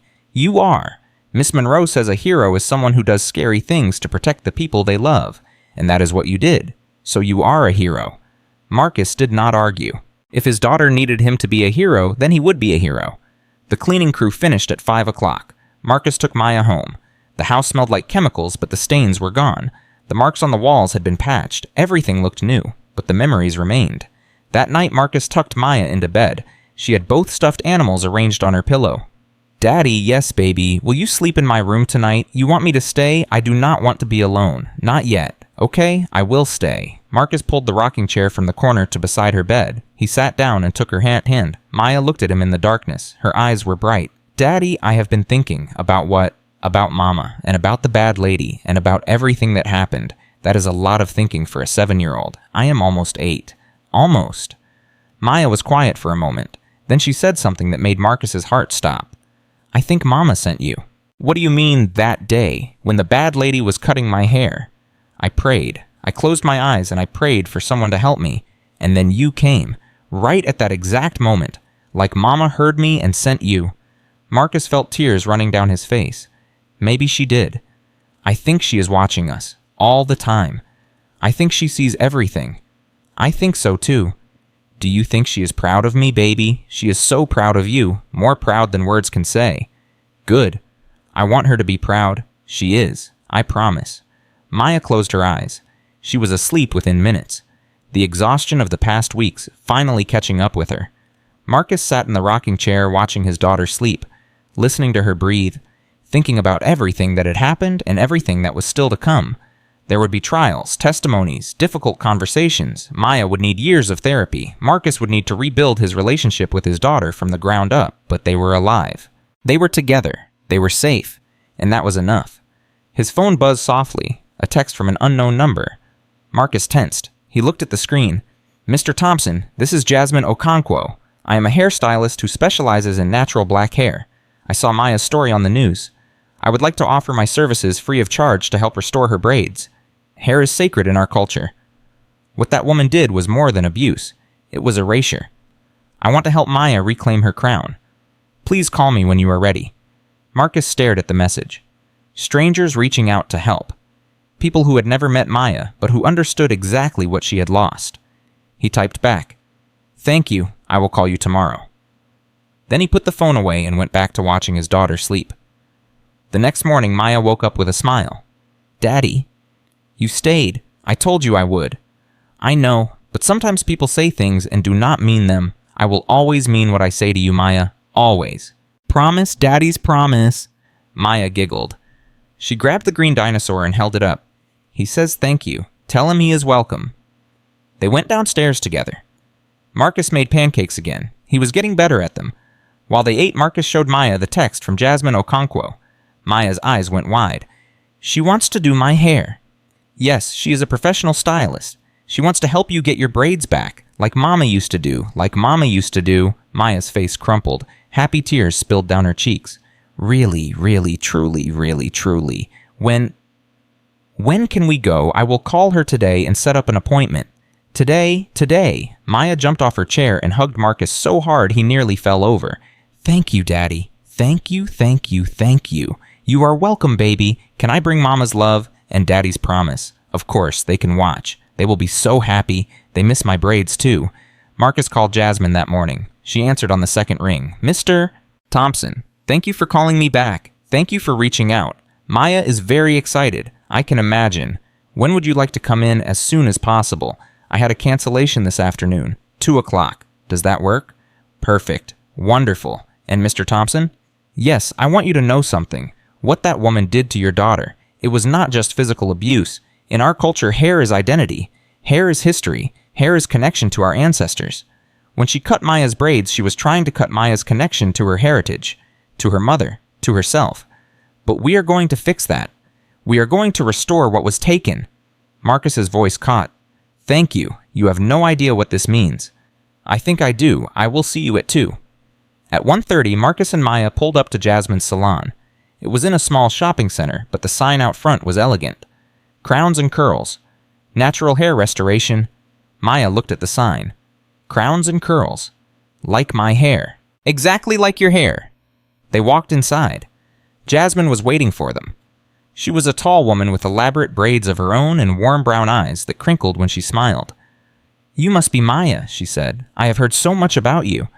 Maya suddenly went shy. She pressed against Marcus's leg. It is okay, baby. Jasmine is here to help. Jasmine knelt down to Maya's level. Maya, honey, can I tell you something? Maya nodded. When I was about your age, someone cut my hair too. A bully at school. She said my braids were ugly and weird. She cut off one of my braids right in the middle of class. Maya's eyes went wide. She did, and I cried and cried. I thought I would never feel beautiful again. But you know what? My mama took me to a special lady who fixed my hair. And that lady told me something I never forgot. She said that our hair is like a garden. Even when someone cuts it down, it grows back. Stronger, more beautiful than before. And she was right. Your hair grew back, better than ever, and yours will too. Maya looked at Jasmine's elaborate braids. Will mine look like yours? Jasmine smiled. Even better, because your hair will tell your story. Your mama's story. Your grandma's story. All the women who came before you. We are going to weave all of that love right into your hair. Maya took a step forward. She looked back at Marcus. Go ahead, baby. Jasmine will take good care of you. Will you stay, Daddy? I am not going anywhere. Maya turned back to Jasmine and took her hand. I am ready. For the next 3 hours, Marcus watched Jasmine work her magic. She was patient and gentle. She explained every step to Maya. She told stories about the history of braiding, about how their ancestors used braids to communicate, to create maps, to preserve culture. Maya listened with rapt attention. Her eyes grew wider with every story. Jasmine added beads to Maya's new braids, golden beads that caught the light. These are special, Jasmine explained. They represent the women in your family. This one is for your mama. This one is for your grandma. This one is for your great-grandma. And this one is for you. Maya touched the beads with gentle fingers. They are beautiful. You are beautiful, Maya. Never let anyone tell you otherwise. When Jasmine was finished, she turned Maya toward the mirror. Maya gasped. Her hair was transformed. Perfect braids framed her face. Golden beads glittered like tiny suns. She looked like a princess. No. She looked like a queen. Daddy, look. Look at me. Marcus could not speak. His daughter was radiant. Do I look like Mama? You look exactly like her. She would be so proud. Maya turned back to the mirror. She stared at her reflection for a long moment. Then she whispered something so soft Marcus almost did not hear it. I am beautiful. Jasmine knelt down beside her. Yes, you are. And no one can ever take that away from you. Maya threw her arms around Jasmine. Thank you so much. You are welcome, sweetheart. Come back any time. Your crown will always be welcome here. They drove home with Maya chattering non-stop about her new braids, about the beads, about the stories Jasmine had told her. Marcus listened and smiled and felt something warm spreading through his chest. Hope. For the first time in months, he felt real hope. When they got home, Maya ran to the mirror in the hallway. She stood there admiring herself. Daddy, I love my hair. I love it too. It is better than before. Much better. Maya turned to face him. Daddy. Yes, baby. Thank you for taking me to Jasmine. You are welcome. And thank you for saving me from the bad lady. You do not have to thank me for that. Yes, I do, because you did not have to. You could have been at work. You could have been somewhere else, but you came home, right when I needed you. I will always come home, Maya. Always. She ran to him and wrapped her arms around his waist. Her new braids brushed against his stomach. I love you, Daddy. I love you too, baby. More than anything in this world. They stood there holding each other, father and daughter, survivor and protector. Two broken people slowly becoming whole again. Outside, the sun was setting. Golden light streamed through the windows. It caught the beads in Maya's hair and made them sparkle like stars. And in that moment, everything felt possible. 6 months had passed since that terrible day on the front porch. 6 months since the scissors. 6 months since Marcus had fought for his daughter's life in their own kitchen. The world had changed. Marcus had changed. Maya had changed most of all. The trial began on a cold Monday morning in February. Marcus sat in the front row of the federal courthouse holding Maya's hand. She was dressed in her best Sunday dress. Her braids were perfect. Golden beads caught the fluorescent lights. Daddy, I am scared, Maya whispered. I know, baby, but remember what Dr. Foster said. You just have to tell the truth. That is all. What if I forget something? Then you say you do not remember. That is okay. No one expects you to remember everything. What if the bad lady looks at me? Then you look at me instead. Keep your eyes on me. I will be right here the whole time. Maya squeezed his hand tighter. Okay, Daddy. I can do this. I know you can. You are the bravest girl in the world. The courtroom filled with people. Lawyers, journalists, spectators who had followed the case on the news. Agent Reeves sat near the prosecution table. Sandra Mitchell was there too. She would testify later. Then the doors opened and Veronica was brought in. She looked different. Thinner, paler. Her hair was stringy and unkempt. The glamorous woman Marcus had married was gone. In her place sat a hollow shell of a person. Maya's grip on Marcus's hand became painful. Daddy, she breathed. She is here. Do not look at her baby. Look at me. Maya turned her face toward her father. Her eyes were wet, but her jaw was set. I am not scared of her anymore, she said. I used to be, but not anymore. Good girl. The judge entered. Everyone rose. The proceedings began. The prosecution laid out their case methodically. Corporate espionage, child abuse, attempted murder, conspiracy to commit treason. The evidence was overwhelming. Emails, recordings, financial documents. Testimony from Sandra Mitchell, who spent 3 hours on the stand detailing every crime she had witnessed. Then it was Maya's turn. Marcus watched his daughter walk to the witness stand. She looked so small, so young, but she held her head high. Her golden beads sparkled. The prosecutor approached gently. Maya, can you tell me your name? Maya Elizabeth Thompson. And how old are you, Maya? I am 7, almost 8. Maya, can you point to the woman who hurt you? Maya did not hesitate. She raised her hand and pointed directly at Veronica. That is her. That is Veronica. And can you tell me what Veronica did to you? Maya took a deep breath. Marcus could see her hands trembling, but her voice was steady. She was mean to me. She called me names. She said I was ugly. She said my skin was too dark. She said my hair was disgusting. She made me stand outside in the cold for hours. She would not let me eat dinner sometimes. She said my mama was weak for dying. She said nobody would ever love me. The courtroom was silent. Marcus could hear people crying. Is there anything else, Maya? Yes. She cut my hair. My braids that my mama taught me to love. She cut them off with scissors on the front porch. She laughed while she did it. She said she was teaching me a lesson. And how did that make you feel? Maya's voice cracked. Sad. Really, really sad. My hair was my crown. My mama said so, and she took it away. Thank you, Maya. You are very brave.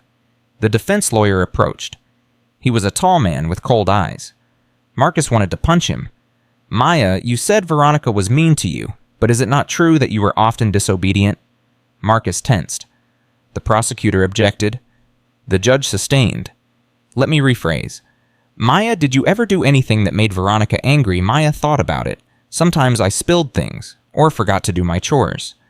But that does not mean she should hurt me. My daddy says nobody should hurt children. Ever. Your daddy. Is he a violent man? Maya's eyes flashed. My daddy is a hero. He saved me from her. He protected me. He beat Veronica with a baseball bat.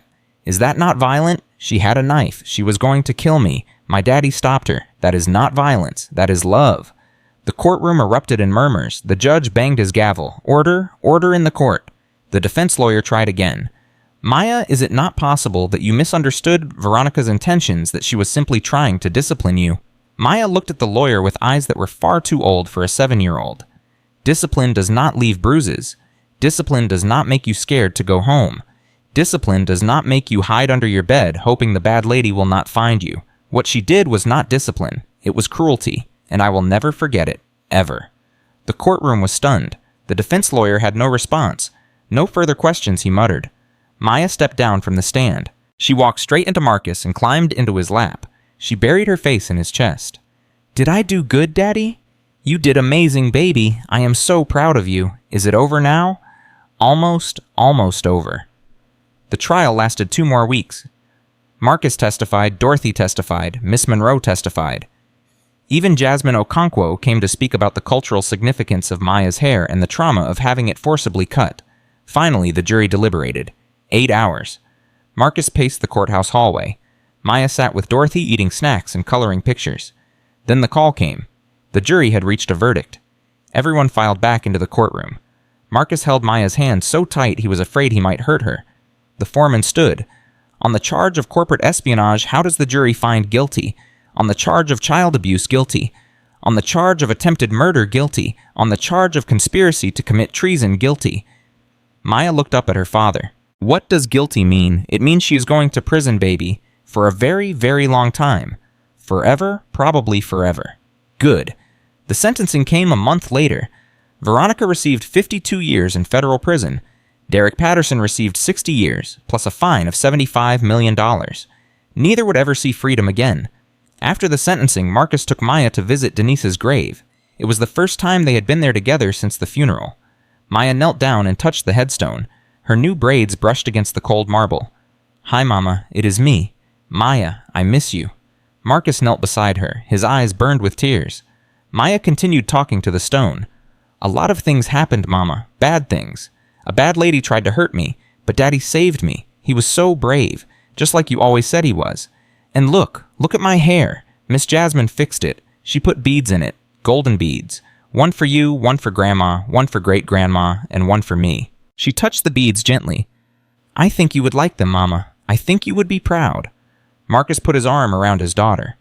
She would be so proud, baby. So proud of both of us. Do you think she can see us? I know she can. Do you think she knows we are okay? Yes, she knows. Maya was quiet for a moment. Then she said something that made Marcus's heart overflow. I used to be angry at her. For leaving, for getting sick, for dying. But I am not angry anymore. Because she gave me you, Daddy, and you are the best gift she could have ever given me. Marcus could not speak. He just held his daughter and let the tears fall. They stayed at the grave for a long time, talking, remembering, healing. Finally, Maya stood up. She wiped her eyes with the back of her hand. Daddy. Yes, baby, can we go home now? I want to make dinner. Together, like a family. Yes, baby, let us go home. They walked back to the car hand in hand. The sun was setting. The sky was painted in shades of orange and pink and gold. Spring arrived, and with it, new beginnings. Marcus launched a foundation in Denise's name. The Denise Thompson Foundation for Children. Its mission was to protect children from abuse and to help survivors heal. Maya was the foundation's first ambassador. At the launch event, she stood on a stage in front of 500 people. Her braids were perfect. Her golden beads sparkled under the lights. In her arms, she held Mama's love and Daddy's promise. Hello, everyone, she said into the microphone. Her voice was small but clear. My name is Maya Thompson. I am 8 years old now, and I am a survivor.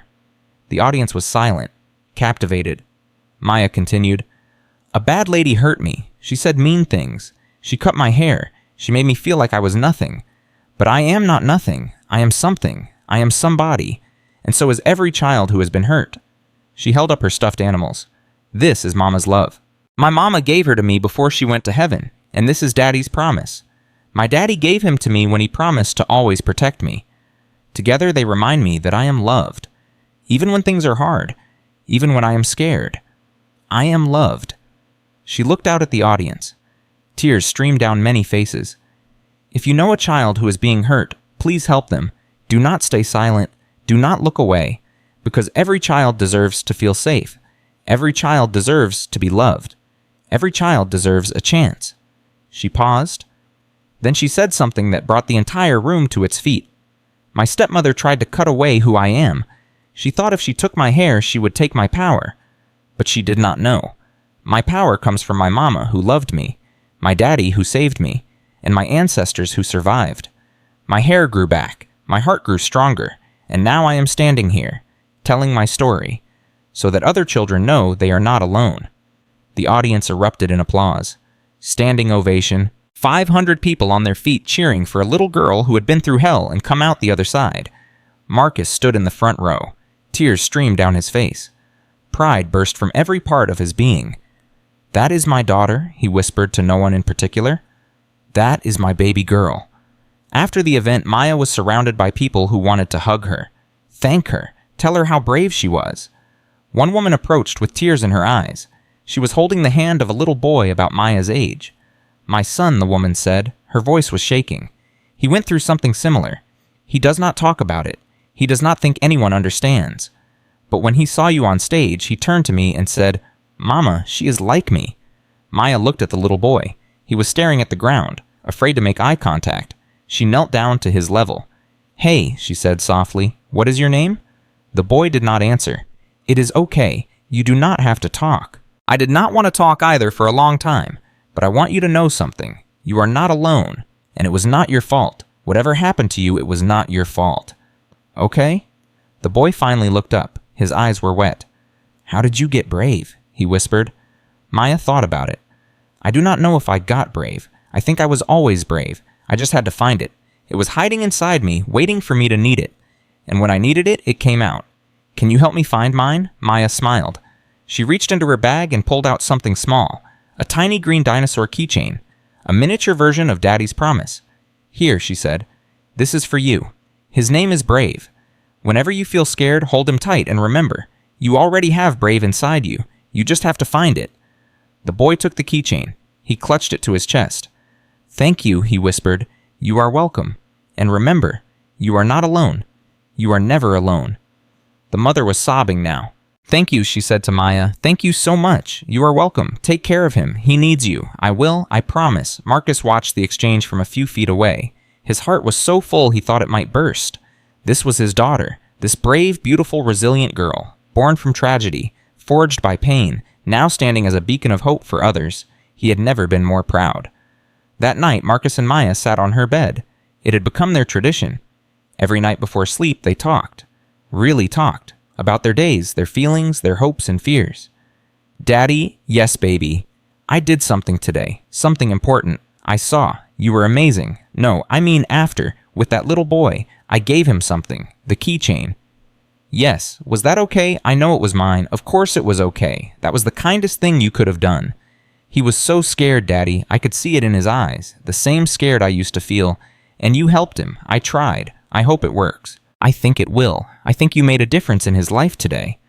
Maya was quiet for a moment. Then she said something that took Marcus's breath away.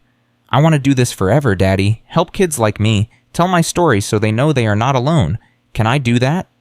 "Yes, baby. You can do anything you want. Will you help me always?" "I will always help you. Promise, Daddy's promise." Maya smiled. She reached over and grabbed both stuffed animals. She arranged them on her pillow. Mama's love and Daddy's promise. Past and present. Memory and hope. Together forever. Marcus tucked the blankets around his daughter. He kissed her forehead. "Good night, baby." "Good night, Daddy. I love you. I love you too. More than chocolate chip pancakes." Marcus laughed. "That is a lot of love." "I know. You deserve it." He turned off the light but stayed in the room, sitting in the rocking chair, watching his daughter drift off to sleep. She was okay. They were okay. Against all odds, they had survived. The next morning, Maya woke up with an idea. "Daddy, I want to do something today. What is that baby? I want to plant a garden. In the backyard. A special garden." "What kind of garden?" "A memory garden. For Mama. And for all the kids who have been hurt. a place where things can grow even after they have been cut down. Marcus felt tears prick his eyes. That is a beautiful idea. Will you help me? Of course. They spent the whole day planting. Dorothy came over to help. Miss Monroe brought flowers from her own garden. Even Jasmine stopped by with a special plant she had been growing. This is called a resurrection fern, Jasmine explained. When things get hard, it looks dead, completely brown and shriveled. But when the rain comes, it comes back to life. Green and beautiful, just like you, Maya. Maya planted the fern in the center of the garden. This is for all of us, she said. For everyone who thought they were dead, but came back to life. By sunset, the garden was complete. Flowers of every color, plants of every kind, a small stone pathway leading to a bench where you could sit and think. Maya stood back and admired their work. It is perfect, she said. Yes, it is. Daddy, yes, baby, thank you. For what? For everything. For saving me. For staying with me. For helping me plant this garden. For being my daddy. Marcus knelt down and pulled his daughter into his arms. Thank you for being my daughter. For giving me a reason to fight. For teaching me what really matters. What really matters, love. Family. Being there for each other. That is what really matters. Everything else is just noise. Maya nodded. She understood. They sat on the bench together watching the sun set over their garden. The golden light caught the beads in Maya's braids. It caught the petals of the flowers. It caught the tears on Marcus's cheeks. Daddy, yes, baby. Do you think Mama can see the garden? I know she can. Do you think she likes it? I think she loves it. Good. I made it for her, and for you, and for me, and for everyone who needs a place to remember that things can grow again. Marcus kissed the top of his daughter's head. You are something special, Maya Thompson. Something very special. I know. You tell me every day, and I will keep telling you, every single day for the rest of my life. They sat there until the stars came out. Father and daughter, survivor and protector, two people who had been through the fire and come out stronger. 1 year later, Maya stood on a stage at the National Child Protection Conference. She was 9 years old now, tall for her age, confident, strong. 5,000 people filled the auditorium, lawmakers, advocates, survivors, all there to hear her story. Maya stepped up to the microphone. Her braids were longer now, more elaborate. The golden beads had been joined by silver ones, and purple ones, and green ones, each one representing someone who mattered. She looked out at the crowd. She was not afraid. My name is Maya Thompson, she began, and I am here to tell you that every child deserves a champion. She told her story. The abuse, the scissors, the rescue, the healing. She did not leave anything out. And when she was done, she said the words that would become her signature, the words that would be quoted in newspapers and books and speeches for years to come. My stepmother tried to cut away who I am. She thought if she took my hair, she would take my power. But she was wrong. My power does not come from my hair. My power comes from love. The love of my mother who is watching from heaven. The love of my father who saved me. The love of everyone who refused to stay silent. She paused. The auditorium was silent. My hair grew back, my heart grew stronger, and my voice grew louder. So loud that I am standing here today telling my story to 5,000 people, and I will keep telling it, until every child knows they are not alone, until every abuser knows they will be caught, until every person who sees something wrong decides to do something right. She raised her fist. We are not victims. We are survivors. We are not broken. We are healing. We are not silent. We are roaring. The audience exploded. 5,000 people on their feet, cheering, crying, changed. Marcus stood in the front row. His daughter. His brave, beautiful, powerful daughter. She had taken the worst thing that ever happened to her and turned it into something magnificent. That night they went home. Just the two of them. Father and daughter. Maya was exhausted, but happy. Daddy, yes, baby, did I do good? You did incredible. You changed lives today. I just told the truth. Sometimes the truth is the most powerful thing in the world. Maya yawned. She grabbed her stuffed animals and headed upstairs. Daddy, yes, I am glad you came home that day. The day she was cutting my hair. I am glad you saw. I am glad you stopped her. I am glad you chose me. Marcus's heart broke and healed in the same moment. I will always choose you, Maya, always. She smiled. I know. That is why I named him Daddy's Promise, because you always keep yours. She disappeared up the stairs. Marcus stood in the hallway listening to her footsteps, listening to the creak of her bedroom door, listening to the silence that followed. His daughter was safe. She was happy. She was thriving, and that was everything. He walked to the back door and looked out at the memory garden. The flowers were blooming. The resurrection fern was green and leaved lush. The stone pathway glowed in the moonlight. So much had changed since that terrible day. So much pain. So much healing. So much growth. Marcus thought about Denise, about the life they had dreamed of, about the daughter they had made together. She would be proud, he whispered. So proud. He closed his eyes, and for just a moment he could feel her. Her warmth. Her presence. Her love. Then he heard Maya's voice from upstairs. "Daddy, come say goodnight. Coming, baby." He climbed the stairs. He tucked his daughter into bed. He arranged her stuffed animals on the pillow. Mama's love on one side, Daddy's promise on the other. "Good night, baby girl." "Good night, Daddy. I love you. I love you too. Forever and always. Forever and always." Marcus turned off the light. He stood in the doorway, watching his daughter for a long moment. She was safe. She was loved. She was home. And nothing, no one, would ever take that away again. He walked to his own room and lay down on his bed. For the first time in years, he slept peacefully. No nightmares, no fears, no regrets, just peace. Because sometimes the hardest battles lead to the greatest victories. Sometimes the deepest wounds create the strongest healers. And sometimes a little girl with golden beads in her braids can change the entire world just by telling her truth. Maya Thompson was proof that broken things can become beautiful, that cut things can grow back stronger, that love always wins. Always.